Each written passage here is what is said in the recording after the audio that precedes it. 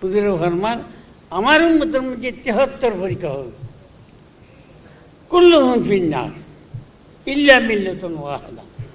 কিলে মান হি ইয়া রাসূলুল্লাহ? বলা মা আনা আলাইহি ওয়া আসহাবি। হুজুরে ফরমান 73 তরিকা যে দল হইব আমার উম্মতের, সব জাহান্নামের মধ্যে যাবে, একমাত্র এক দল আছে যারা নাজাত পাবে, তারা নাজি। সাহাবা আরজ করল হুজুর মান হি ইয়া রাসূলুল্লাহ?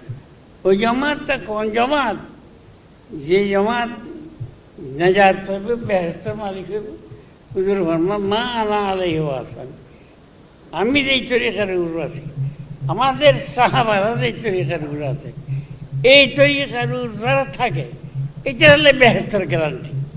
এটা ইনার জন্য নাজাতের হুজুর এখন ফরমান।